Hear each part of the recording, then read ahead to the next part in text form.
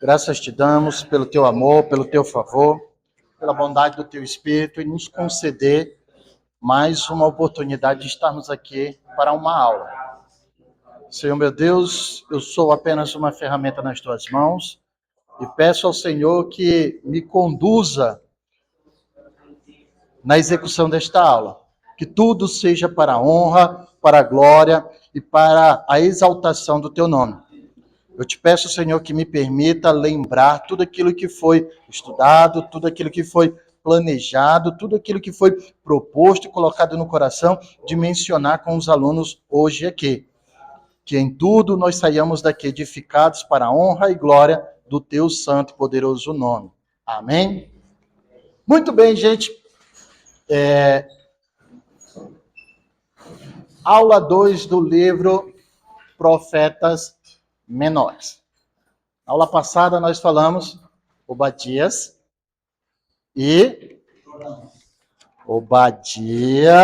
Joel e Jonas. Aí, eu passei uma tarefinha para vocês, certo? Quem foi que lembra, quem estava aqui e lembra qual foi a tarefa que eu passei?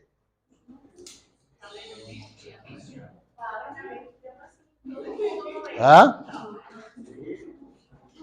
Botei lá no grupo. Fala aí. Tarefa para vocês era: leiam capítulo 3, capítulo 4, e para cada texto, vocês iam definir o texto todo numa palavra-chave. Uma palavra só. Entendeu? Aí eu confesso para vocês que eu fiz isso. Aí depois eu fui ler o livro. Aí eu falei assim: agora eu tô lascado. Porque deu trabalho para resumir em uma só palavra. Eu falei assim, mas eu falei que era uma palavra, tem que ser uma palavra. Entendeu? Então, vamos lá. A nossa sorte é que o capítulo 3 e o capítulo 4 do nosso livro vai falar de um único personagem. Oséias. E esse personagem, ele é controverso. Um personagem controverso. Há muita coisa que a gente pode aprender dentro do livro de Oséias, mas pouca gente sabe. E o livro é conhecido por 2 versículos, que na maioria das vezes sempre é citado fora de contexto. E aí tem uma grande lição que as pessoas também tiram de contexto. Mas vamos lá. Palavra que defina o primeiro texto. Vamos lá. Vou botar aqui, número 1, primeiro texto. Beneficência. Beneficência. Hã? Misericórdia. Eu faço sacrifício. Calma aí. Misericórdia. Misericórdia. Sacrifício. E julgamento. Juízo entra também. Podemos colocar juízo como julgamento? Próxima palavra. Hã? Relacionamento. Arrependimento também.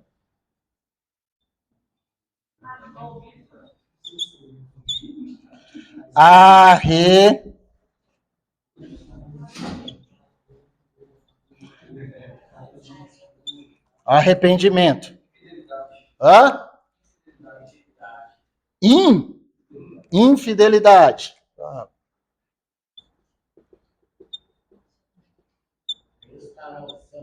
Hã? Restauração. Gente, eu acho que vocês estão fazendo confusão. O amor se recusa a desistir. Hã? O amor se recusa a desistir. Não, uma palavra, Johnny. Uma palavra, Johnny. O amor. Amor. Amor. Gente. Eu agora fiquei curioso. Não, o sacrifício. Eu entendi. Não, eu pedi o primeiro texto, não foi o livro todo de Oséias. Primeiro texto. Primeiro texto. Entendeu? Se eu não tiver enganado, são 4 textos no primeiro capítulo. Entendeu? 4 textos. Entendeu? E aí, mais alguma palavra? Não? Alguma palavra que é diferente de todas essas que foram faladas? Ingratidão?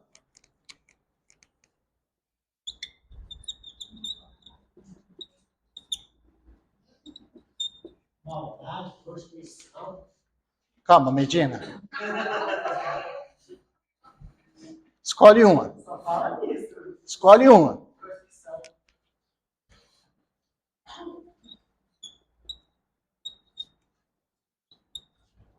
Prostituição. Mais alguma? Não? Propósito.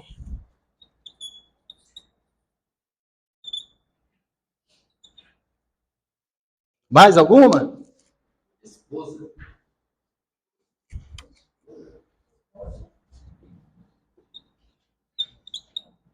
Mais alguma? Tá. Vamos lá. Gente, vocês viram que se pegar só o primeiro texto, dá a impressão de que a gente não leu o texto, porque tem tanta palavra que foi falada que a gente não viu.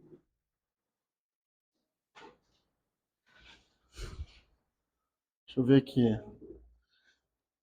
Quem foi que falou beneficência? Aonde você achou beneficência no primeiro texto?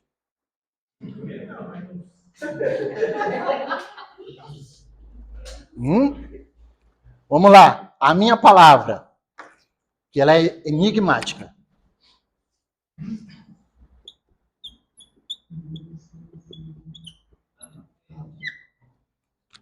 Adultério. E aí a gente precisa sair um pouco do campo da teologia e entrar um pouco dentro de língua portuguesa. Eu levo muito a sério a língua portuguesa.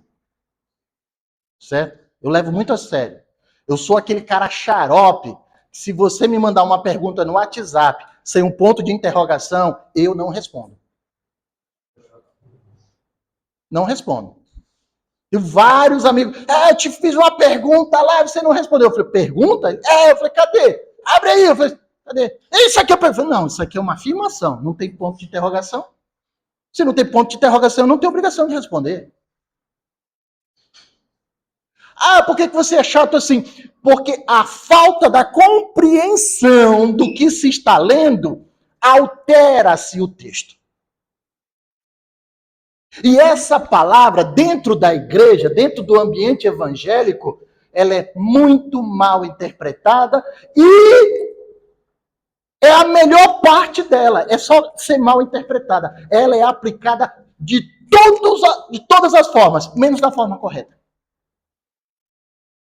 Adultério é tirado do conceito, da sua etimologia e aplicado de todos os tipos. Quando a gente fala de adultério, o que vem na cabeça de vocês? Mas adultério não é trair. Adultério não é, nunca foi e jamais será traição. Língua portuguesa, adultério. Tirar do original. É tirar do original. Conceito básico. Um carro sai 0 km da concessionária. Você vai emplacar o carro, chega lá, tá com a maçaneta dourada, aquela maçaneta prateadazinha. Emplaca o carro? Por quê? O carro traiu alguém? Se o carro não traiu ninguém, por que você implica sobre o termo adulterado o conceito de trair? E aí, essa palavra é que vai determinar toda a compreensão da mensagem do profeta Oséias. Se eu não entendo o sentido real dessa palavra, eu maculo toda a minha interpretação. A mensagem do profeta Oséias não é sobre um casamento. O casamento é uma alegoria. Eu não estou dizendo que foi uma alegoria, é uma alegoria, é uma forma de linguagem. É como Deus quis falar para a nação de Israel: olha, vocês estão em adultério.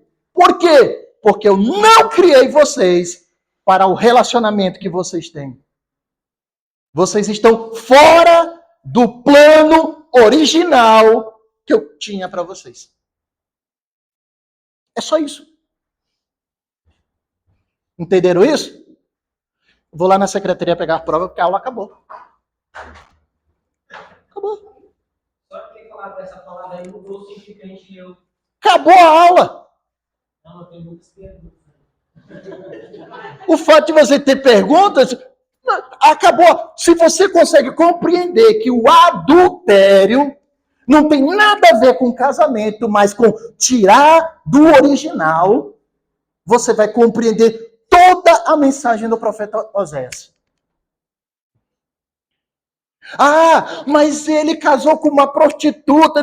Isso é figura de linguagem. Deus chega para Oséias e fala assim: Oséias, a nação de Israel é uma prostituta. Acabou. O meu plano era casar com uma jovem, linda, maravilhosa, pura, santa, maquiada, enfeitada para mim. Mas ela se maquia, se enfeita para se relacionar com outros. Aí está o conceito de adultério. Só que na cabeça de muito crente, adultério é só quando o marido trai a esposa ou quando a esposa trai o marido. Tem muita gente aqui cometendo adultério, mas não é adultério não. Vai lá ver o carro do camarada. Rebaixado. Isso filme não permitido pela lei. Coloque engate, sendo que o manual do fabricante diz que não pode ter. Coloca o pisca-fumê. Ah, professor, se nessa parte tão simples, tão boba, tão banal, você não enxerga o seu erro, quem vai te convencer das coisas complexas da sua vida? Essa cegueira que você está julgando sobre você agora, meu Deus, onde é que eu estou adulterando? Essa cegueira é a mesma vivida pelo povo de Israel. Lá no profeta Malaquias, eles chegam ao absurdo de questionar Deus, dizer, onde é que nós estamos te roubando, Deus? Aqui o pecado é o adultério. Lá em Malaquias vai ser roubo. Ou seja, é uma nação que, além de adúltera, rouba o seu próprio Senhor. Fala, Medina. Falando da questão da coisas básicas, erros simples, comuns. Eu tenho que ter uma parte aqui, que é a ou estar tão acostumado com ele, está tão normal, que para eles não é mais ele. Esse é o problema, gente. Porque o pecado cega. O pecado surda. Te deixa surdo. O pecado te deixa cego, surdo e mudo. Deus criou um povo para se relacionar com Ele. E nesse relacionamento com Deus, este povo daria a tônica de como viver na face da terra para todas as outras nações. Era isso que Deus queria. O que esse povo fez? Se relacionou com outros deuses. Quando o profeta vai no texto 2, a minha palavra para o texto 2 é ilustração. Quando Deus fala para o profeta assim, olha, vai lá, fazer um parênteses aqui. Ai, Deus é ruim, mandou o profeta casar com uma prostituta, tendo um monte de virgem disponível em Israel, ele mandou casar com uma prostituta. Não, irmão, Deus não é tão ruim assim quanto você pensa, não. Deus é bondoso, é misericordioso. Deus foi muito misericordioso com Oséias. Ele deixou Oséias escolher. Imagina Oséias entrando lá na casinha da luz vermelha. Não, essa é feia. Meu irmão, tu já ia casar com uma prostituta, ia casar com uma prostituta feia? Nem tudo é tão ruim. Só que Deus chega para ele e fala assim, Oséias, vai lá e procura uma prostituta. Deus não diz quem é a prostituta.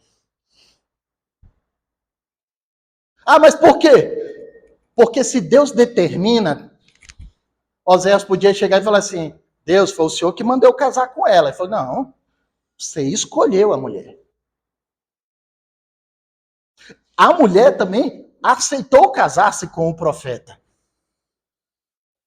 Em nenhum momento da tradição judaica, uma mulher casaria sem o seu consentimento. Era determinado pelo pai? Era. Mas se a mulher não casasse, o pai não obrigava. A prostituta aceitou o compromisso de se casar com o profeta, igual a nação de Israel aceitou o compromisso de se relacionar com o seu Deus. O problema é que Deus já de antemão falou para o profeta, ó, vai lá, case-se com ela, mas saiba, ela não será fiel a você. Contrariando muitos teólogos, o texto da Etade vai dizer que Gomer,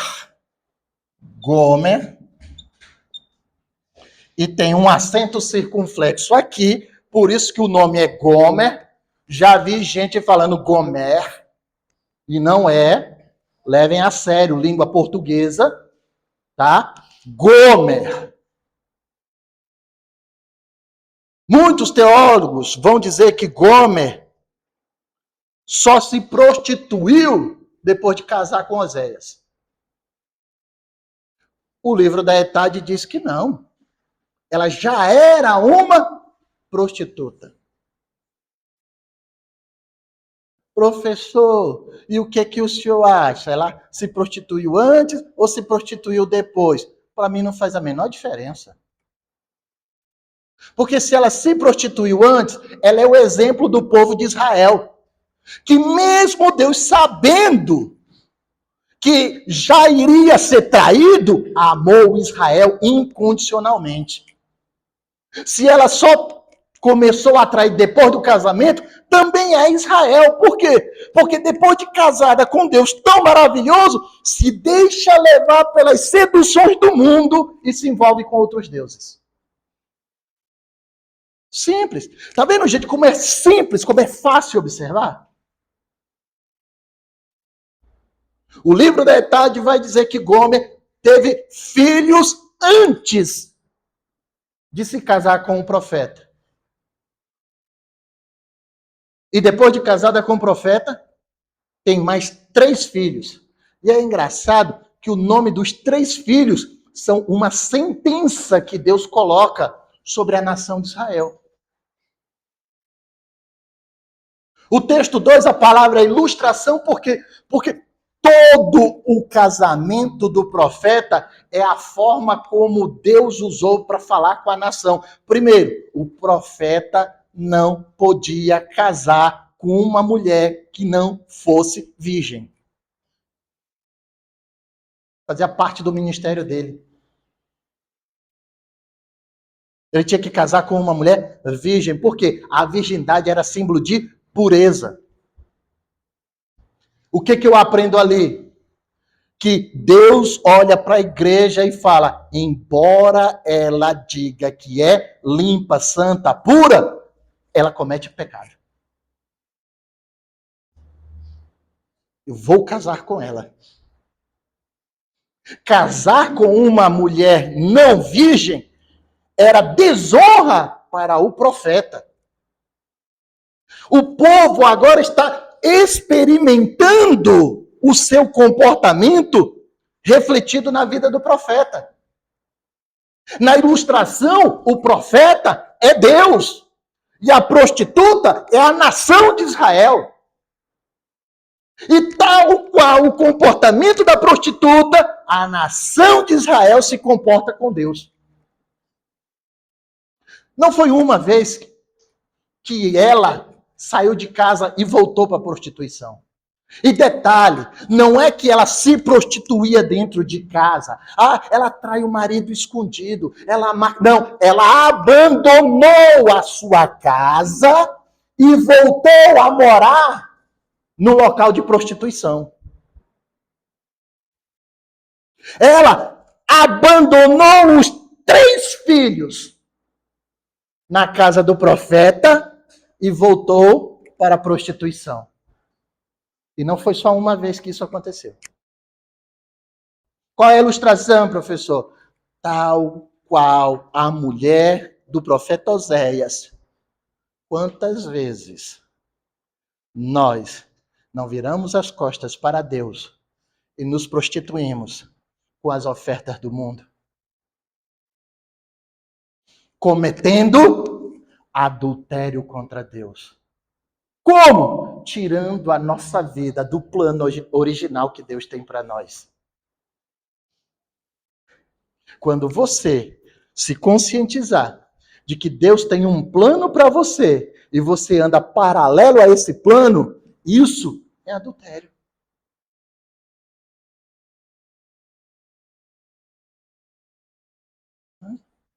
Tem alguém aqui que é músico?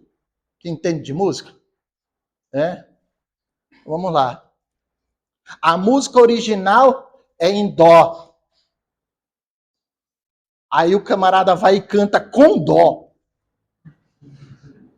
Entenderam, né? A Gláucia fala inimigo do tom. Sai bonito? Sai. É como se Deus tivesse uma partitura musical para a vida de cada um de nós e quando a gente não lê direitinho as notas que estão lá, sai feio. É adultério. Aí o ser humano, para não assumir a responsabilidade do adultério, falou, é uma versão, uma liberdade poética que a gente usa. Tem isso, esse recurso é válido. Só que quando se caracteriza adultério contra Deus, meu irmão, nenhuma liberdade poética é maior do que o adultério contra Deus. E o profeta leva isso a sério. Ele não questiona Deus. Oséias, por que você casou com uma prostituta? Porque Deus mandou. E detalhe, não é porque ele casou com uma prostituta que ele não amou a prostituta. Ele casou com ela e ele amou a sua esposa. Entende, gente? Ele amou, ele se entregou a ela. Ele realmente era comprometido com ela. A tônica de Oséias não é, o cara casou com uma prostituta. Não, a tônica de Oséias é, você é a prostituta. Você está lá representado. Nessa cena de teatro que é a história de Oséias, você é a prostituta. Você é quem dá as costas para Deus. Você é que, quanto menos se espera, abandona a casa do marido e volta para a vida mundana de promiscuidade. E o marido faz o quê? Volta lá. Não é a coisa mais linda de se ver, mas eu consigo ver da seguinte maneira. O Oséias chegando lá na casa de prostituição, falando, cadê a Gomer? Ela está ali atendendo. Eu vou esperar ela aqui.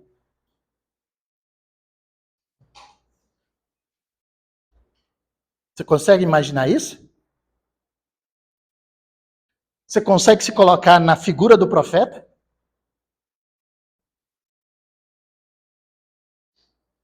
Aí eu vou descer a paulada aqui agora. Aí Deus está falando. Vem. Não, eu preciso de uma confirmação de Deus. Eu vou na irmã fulana de tal que ela ora e Deus revela. Isso é se prostituir.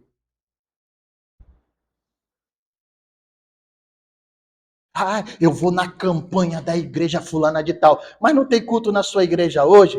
Tem, mas eu vou lá. Isso é se prostituir. Nada contra você ir frequentar a campanha da irmã fulana de tal. O problema é que crente que vive de campanha em campanha, em campanha, em campanha, nunca firma os seus pés numa igreja só. Ele abre o celular e fica vendo os grupos das igrejas para ver, hoje, não, essa campanha aqui tá boa. Não, mas essa campanha aqui tá melhor. Se a campanha não for boa, o crente não vem para a igreja. O nome disso é...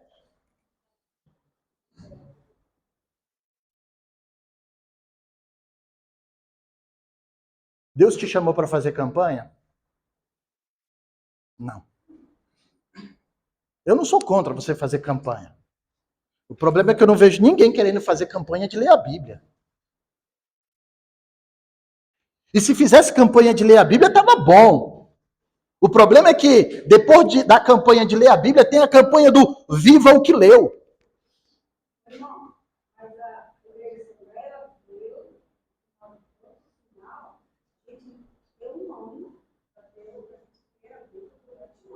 Sim.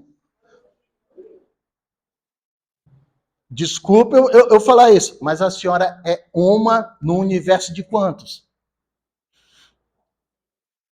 Com todo respeito que eu tenho pelos seus cabelos brancos, tem pastor que nunca leu a Bíblia toda de capa a capa uma vez. Tem pastor. Entendeu? Tem gente que é chamado para o ministério que não se dá o trabalho de se envolver com o dono do ministério. A terceira palavra, que aí, hoje a aula é bem rapidinha. A terceira palavra, eu vou botar bem aqui embaixo.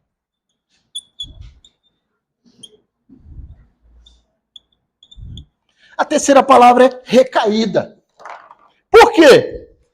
Tal qual nós, a vida de Gomer era...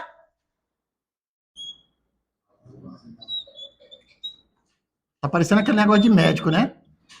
Aí começou assim, ó. Aí teve uma hora que era só isso aqui, ó.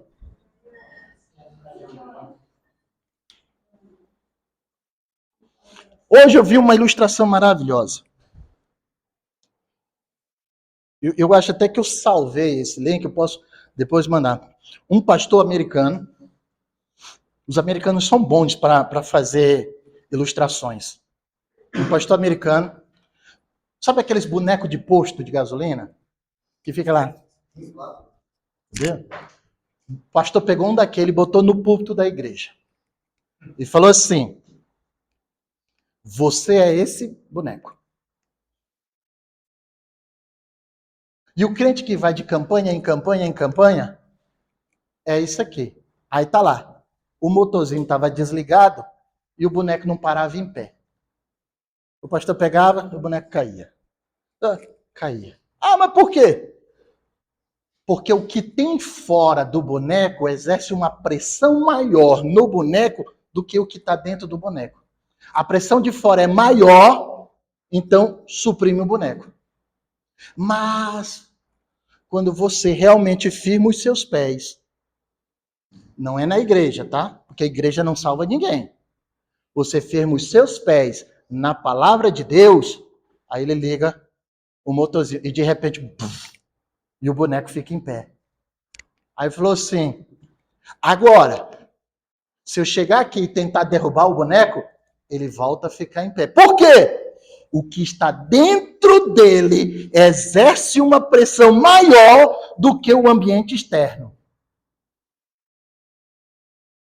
Vocês conseguem entender? Quando você firma os seus pés na palavra de Deus, a palavra de Deus vai te dar condições de resistir a todo tipo de cilada e tentação externa. Quem não tem uma vida parecida com isso? E aí tem hora que a gente,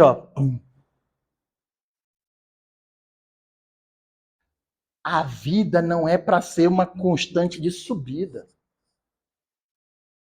A vida é para ser uma linha reta. Constância quer dizer reto. O problema é que a gente não é constante. O problema é que a gente está cheio do espírito hoje. Nossa, eu estou cheio. Amanhã faz o quê?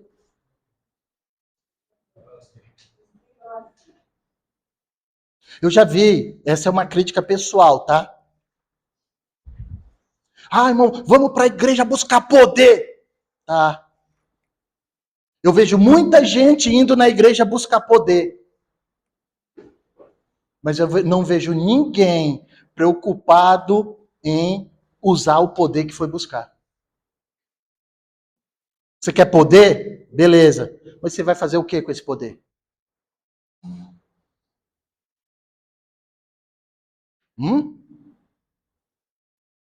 Quando eu vou para a igreja buscar poder de Deus e não sei o que fazer com o poder de Deus, eu adultero o poder de Deus. Por quê? Se é para buscar o poder e não usar, é melhor não buscar. Porque uma vez que ele te deu o poder, ele vai cobrar de você o uso desse poder. Aí você não usa o poder, você sai de Oséias e cai lá na parábola dos talentos, e ele olha para você e diz assim: servo mau e infiel. Te deu, mas você não sabia o que fazer. Se nós olharmos com critério, nós nunca deixaremos de ser esse personagem aqui, ó. Por quê? Porque a gente sempre vai estar flertando com o mundo. Como é que a gente flerta com o mundo? Ah, a igreja Lagoinha pintou a parede de preto. Vamos pintar também. Por quê? Porque alguém em algum lugar viu que a parede preta facilitava filmar e botar na internet. Aí botou um jogo de luz. Nossas igrejas estão copiando as coisas do mundo. Não há problema copiar as coisas do mundo. Há problema quando a gente copia as coisas do mundo e o mundo não copia as nossas coisas. Você trocar figurinhas não é problema. O problema é que a igreja parece que nunca tem uma figurinha inédita. É sempre o mundo que tem a figurinha inédita. E a gente está correndo atrás da figurinha do mundo. E quando a gente vai oferecer alguma, o mundo fala: não, essa aí não me interessa, não. É como se fosse o álbum da Copa do Mundo. Aí o mundo chega e fala assim: olha, eu tenho a figurinha do Pelé. Aí a gente fala assim: Eu tenho a do Neymar. E aí? Quem entende de futebol aí compara Pelé com o Neymar? Eu estou arriscando levar uma surra aqui. Entende, gente? O mundo parece que sempre tem as melhores coisas. Aí a gente vai lá e copia. Aí a gente vai lá e busca. Aí a gente vai lá e traz para dentro da igreja. Se não bastasse a gente adulterar o nosso relacionamento pessoal, a gente adultera o nosso relacionamento coletivo. Aí a gente nunca deixa de ser Gomer. Sabe o que é engraçado? É que o profeta Oséias nunca deixou de amar a esposa. Ela teve recaídas. Recaídas. O que eu aprendo aqui? Perdão. Cadê? Ninguém falou perdão aqui, olha só. Falou? Mas não tá ali.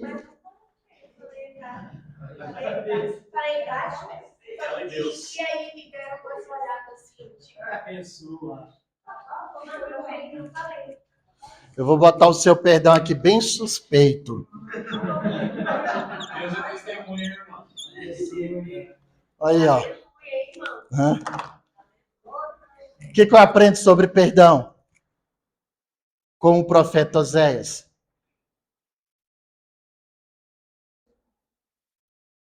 O que a gente aprende? 70 vezes 7? Mesmo a pessoa que você tinha compromisso, tanto usando o exemplo, tanto que Jesus com a igreja, tanto José com a esposa dele, independente das vezes, quantas vezes a esposa errava, sempre tinha, ele sempre perdoava, dando mais uma chance.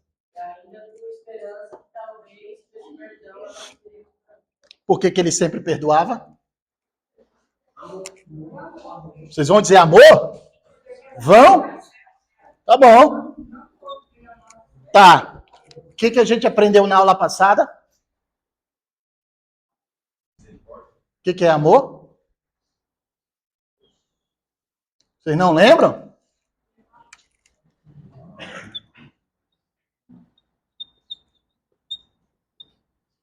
Lembram disso? Amor não é sentimento. Amor é escolha. Ai, eu vou casar com fulano. Vai casar com ele? Porque eu o amo. Mentira. Você não o ama. Você escolheu. Amor vai se refletir verdadeiro depois de anos de convivência. Sua escolha foi acertada? Foi. Amor é escolha. O profeta Oséias amou Gomer. Todas as vezes que ela o abandonou, ele foi atrás dela e a amou. Ele escolheu ir atrás dela. Amar é uma escolha. Perdoar não é escolha.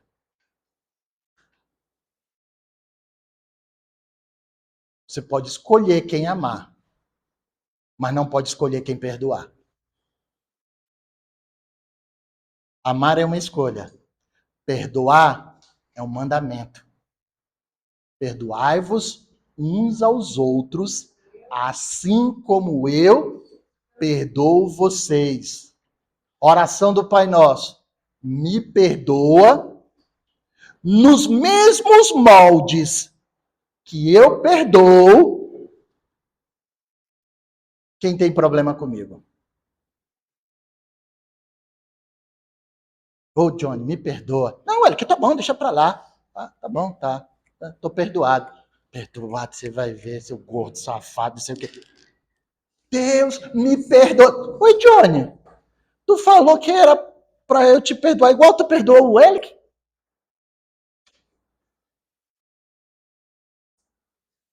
Estou começando a ver a oração hipócrita que nós fazemos muitas vezes. Eu quero o perdão de Deus, não importa quantas recaídas eu tenha, eu quero o perdão de Deus. Por quê? Porque Ele escolheu me amar. Eu sou beneficiário do amor dele. Aí quando ele chega e fala assim, faz o mesmo com o outro, eu falo assim, peraí, Deus, não, o senhor não está entendendo. Ele pisou no meu calo. Eu estava usando o meu tênis novo, primeira vez que eu estava usando, e ele veio com aquele sapato dele, parecendo um trator Caterpillar cheio de barro, e pisou em cima do meu tênis, justo no dedo que eu tenho um calo. Deus, o senhor não sabe a dor que eu senti. Ah, você não sabe a dor? Eu não sei a dor que você sentiu? Não. E a dor da cruz? Aí é pro servo do meu rei, perdoa a dívida. Quer comparar? Quer fazer a comparação? Todas as vezes que nós caímos, queremos o perdão de Deus. Mas quando o nosso irmão cai, a gente quer descer a porrada nele. Não foi isso que o texto do profeta Oséias nos ensina. Todas as vezes que a mulher... Ele tinha motivos para abandoná-la. Ele tinha todos os motivos necessários para abandoná-la. Mas ele não a abandonou. Por quê? Porque foi uma escolha. Tá? Amar é uma escolha, irmão. Acabou. Ah, eu trabalhei com um cidadão e era desviado. Na época que trabalhei com ele, ele estava desviado. Bebia uma cachaça que fazia dono de alambique ter inveja. Dono de alambique falava, rapaz, se esse cara fosse meu cliente, eu estava rico, estava bom. E um belo dia, ele dizendo que no final de semana a mulher bateu nele. Aí eu falei, mas sério, rapaz? Eu falei, sério, cara. Mas pensa na mulher que bateu doido. Ela nunca me bateu desse jeito. Eu falei, oxi. Eu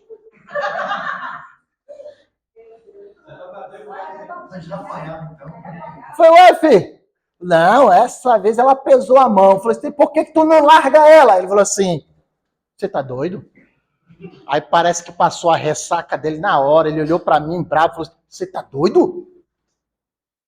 Como que tu, crente, fala uma asneira dessa, rapaz? Posso largar ela, não. Ah, mas por quê, rapaz? Não, você tá doido? Casamento é um só. É até que a morte nos separe. Eu falei, mas se não tá dando certo, ele falou assim, não tá dando certo porque eu não quero viver bem com ela. Ela até me chama para ir para a igreja, mas eu prefiro ir para o bar. Aí eu olhei e falei assim, olha, a jumenta falando com o profeta.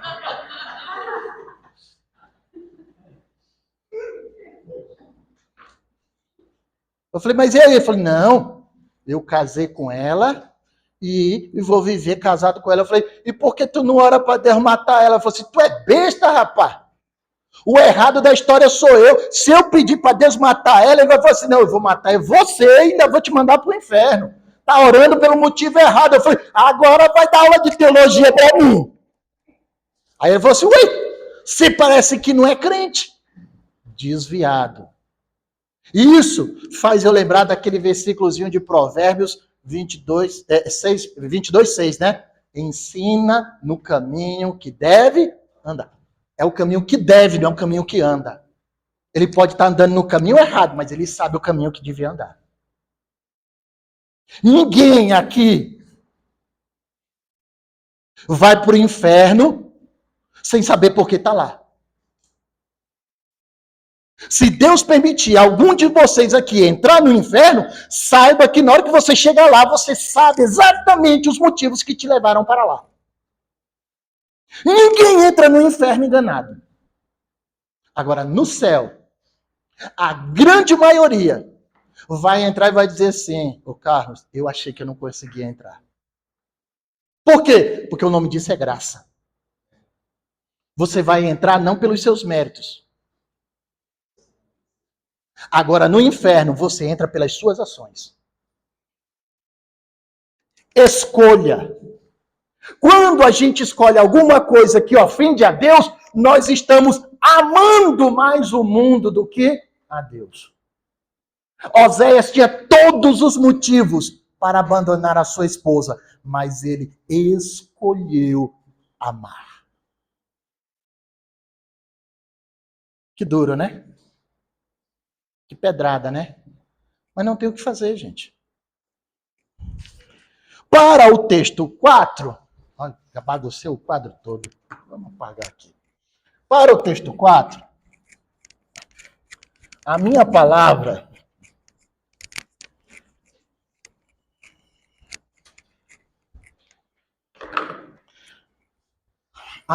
para o texto 4 é desejo. O texto 4 vai mostrar não só o desejo de Deus restaurar a nação de Israel, como em alguns momentos da vida, o desejo de Israel ser restaurado. Lembra dos juízes? Livro dos juízes? Se vocês se arrependerem, se vocês se consertarem, eu vou abençoar você. Não, Deus, nós vamos fazer tudo que o Senhor manda. Tome uma temporada de anos de paz, prosperidade, plantava, colhia, vivia bem. Aí começava a desejar as coisas do mundo, adulterava o relacionamento com Deus, aí a coisa ia pro buraco. Aí restaurava, Deus levantava alguém, tirava a nação do sufoco, reconciliava, vivia mais uma temporada, até que desejava as coisas do mundo, adulterava contra Deus e ia para o buraco. Essa é a tônica do livro de Juízes. Essa é a tônica da nossa vida. Quantas vezes nós não desejamos as coisas que não agradam a Deus? E eu falo, irmão, não é desejar, assim, aquele desejo banal, não. É desejar mesmo do fundo do coração. Não é tipo aquele camarada diabético que olha a propaganda de pudim e fica com a boca cheia d'água. Não. É aquele camarada que o médico está dizendo assim, se você escrever a palavra açúcar, sua diabetes explode. Aí ele vai lá e não só escreve açúcar, coloca açúcar refinado. Ele ultrapassa. É uma... O pudim está aqui. É uma fatia. Uma fatia não tem problema. Aí ele está. Essa aqui é a que ele come.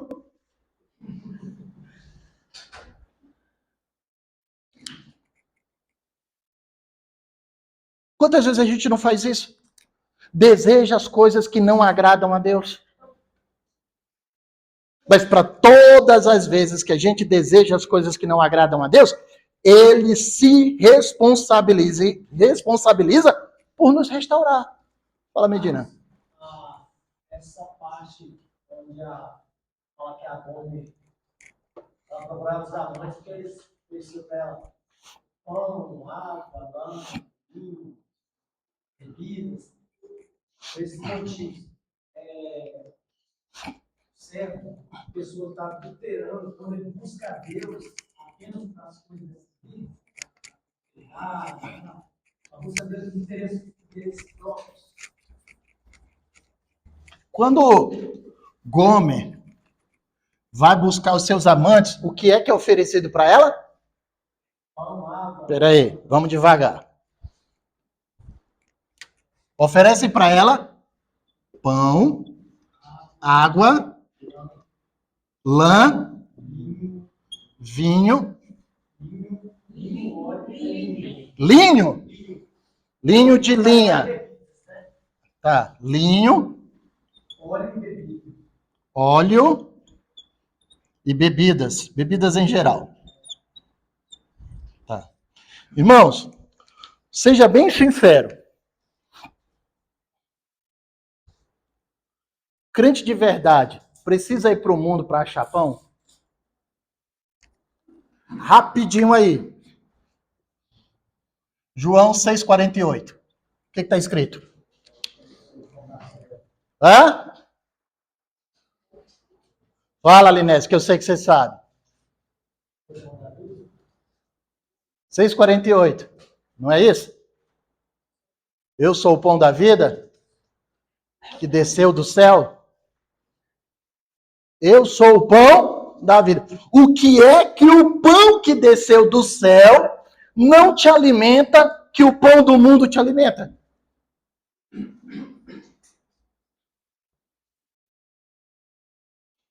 Água. Vocês não vão conhecer. Quando eu era criança, minha mãe tinha um disco de vinil de um cantor que falava assim, tinha uma música que falava assim, fonte de água viva. De água viva jorrando no meu coração, meu coração.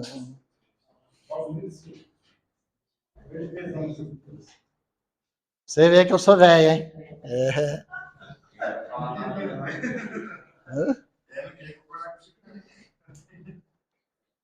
O que é que a água da fonte da vida jorrando em você não vai saciar você que você precise ir beber da água do mundo? Lã, o que é que você tem de frio que o Espírito Santo não possa te aquecer? Linho fala de vestir da cara, veste bonita, elegante, nobre. Que roupa pode ser mais bonita do que as vestes brancas que Deus dá pra gente? Que óleo você está querendo colocar sobre as suas feridas que seja melhor do que o óleo do Espírito? Que óleo você quer queimar para andar na escuridão do mundo que seja melhor do que o óleo do Espírito Santo? Que óleo você quer passar em você para ficar bonito e perfumado que seja melhor do que o óleo do Espírito Santo? Qual é a bebida? E aí que entra o vinho, porque nesse contexto aqui, o vinho simboliza alegria, festa, celebração. Qual é a festa que o mundo te dá que pode ser maior do que a festa no céu? Entende agora que Gomer tinha tudo isso dentro de casa? O marido só esperava dela fidelidade. Você tem tudo isso daqui dentro de casa. A sua contrapartida, como muito bem disse o Medina, é fidelidade. E fidelidade é o quê? É não adulterar. É não tirar as coisas de Deus do plano original. É só isso. Ah, Deus quer isso. Deus quer. Não me interessa o motivo. Ele quer, eu vou fazer do jeito dele. Deus quer isso. Eu vou fazer do jeito. Por que você está fazendo desse jeito, Apolo? Porque Deus quer. Acabou, meu irmão. Não tem discussão. É porque Deus quer. Só um minutinho. Sobre o negócio de falar aí, às vezes o que o ser humano, com esse instinto de pecado de fé, ele sempre quer, ele sempre vai buscar aquele que é meio, que é o pouco, mas que é rápido. Então ele sempre vai estar nesse ciclo, até com. Porque sobre o pão que a esposa de José ganhava era rápido. Mas não sustentava. Não sustentava. A água também era rápida, só. Mas não matava a sede. Meu imagino óleo, bebida. Tudo. Não é à toa, gente, que a Bíblia diz que as coisas do mundo são passageiras. Gente, não se engane. O pecado não é ruim. O pecado é gostoso. O pecado tem um gosto bom. Se ele não tivesse um gosto bom, a gente não era seduzido por ele. O problema é que o gosto do pecado é volúvel demais, passa rápido demais e gera consequências eternas. É desproporcional. Você cai no pratão de pudim do mundo, meu irmão, você come que é uma maravilha. No outro dia, sua diabetes está lá batendo 2.000 e o médico metendo insulina em você, tentando tirar a tua vida do buraco que você se meteu. Mas o pudim, que é o seu pecado, é gostoso. Ninguém está dizendo aqui que tem que parar de pecar porque pecar é ruim. Não, irmão. Se fosse ruim, você não seria atraído por ele. Agora, você tem a escolha. Eu posso continuar tendo desejo, mas me privar do desejo. Isso me leva lá para Gálatas. Domínio sobre o meu próprio corpo. Isso, fruto do Espírito. Fala, Linésia. Na passada do Jonas e Osés agora. Osés foi lá quantas vezes ele foi assim. Jonas foi não, Exatamente. Ok? Ainda quer falar? Fala. Fala.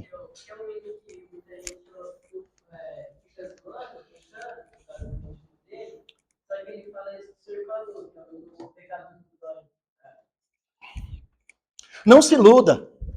Pecado tem um sabor maravilhoso.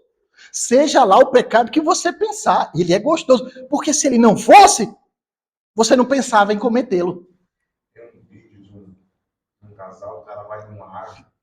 Não sei que fruta que é, mas a fruta é horrível. Ele pega a fruta e vai encher na boca daquela fruta. Vai manter na aparência que a fruta tá muito bom. Aí a mulher se convence, acha que aquela fruta é deliciosa e pega uma fruta e taca na boca. Mas a fruta tem um gosto desgraçado. E quando ela coloca na boca, dá a primeira mastigada e joga tudo que tá na boca fora e começa a fazer carência. E ela se dá conta de que a fruta era horrível. Mas a aparência estava tão boa. Ele fazendo a aparência de que tá... Ela se convenceu. E não é isso, gente, que o mundo faz? Não se iluda, gente. Isso é sério. Eu falo isso com a maior tranquilidade. Pecado não é ruim. As consequências do pecado é que são ruins. Tá? Ai, eu não gosto de jiló. Então, meu irmão, o diabo nunca vai tentar você com um prato de jiló. Entendeu? Ai, eu não como frango com quiabo. Tu acha que o diabo, sabendo que tu não gosta de frango com quiabo, vai chegar com a panelona de frango com quiabo para você? O diabo não é besta, não. Aí pega um gordinho que nem eu, o diabo chega e vai assim, doceria fulana de tal, pudim a R$ 4,99. R$4,99. Oferta chamativa. R$4,99, irmão. R$4,99. No aplicativo eu tenho um saldo, dá para comprar 2.